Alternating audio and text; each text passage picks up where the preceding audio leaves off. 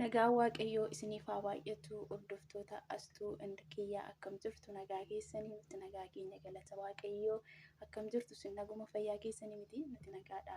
Egaa har'a deebi'ee isinii dhufee tan jira kophaa kun dhufee egaa Asteerii mana biraa keessaa mana saddaa turre wajjumaanii mana biraa keessaa mana saddaa jirti. Isheerrattoon kolii wayii yaadee tan dhufee biraankiin irratti hojjedhadhee tan yaade biraankiin irratti hojjedhu mana nuti keessa jirru kun hin sadda'amne. Egaa mana kana keessatti maalan ishee irratti hojjedha.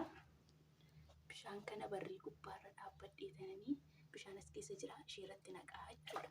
Waan isheen jettu immoo walumaan haa ilaallu turtii gaarii isiniif haa ta'u.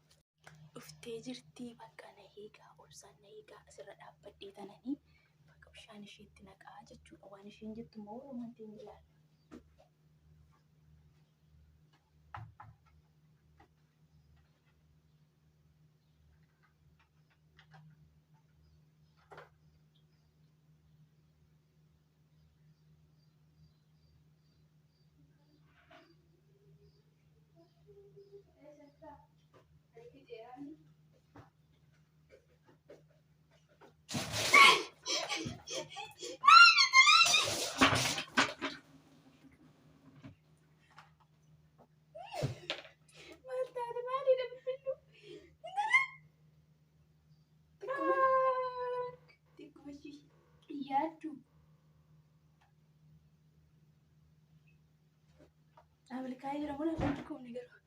Naatatta anu ofii kofan pirankii ta'e ishiirra እና hordoftoota keenya astuun akkattiin uffata ishee miiccattee jirti.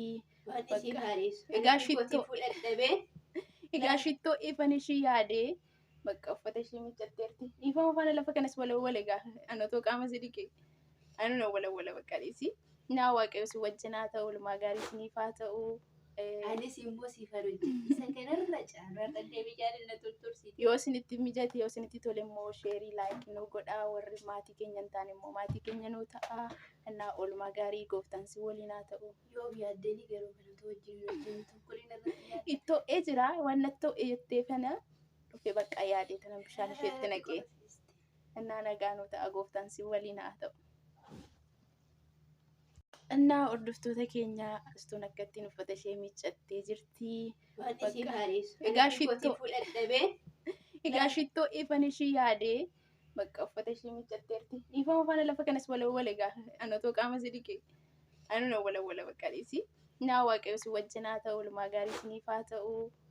Anis immoo si faluuti. Isa kanarra caalaa deebii jaalala turtursiiti. Yoo isinitti mijate yoo isinitti tole immoo sheerii laayikii nu godhaa. Warri maatii keenya hin taane immoo maatii keenya nu ta'a. Innaa oolmaa gaarii gooftaan si waliin haa ta'u. Yoo yaaddanii garuu kanatu wajjin tokkoliin irra ittoo jira waan nattoo jettee kana dhufee bakka yaadee tana bishaan isheetti naqee.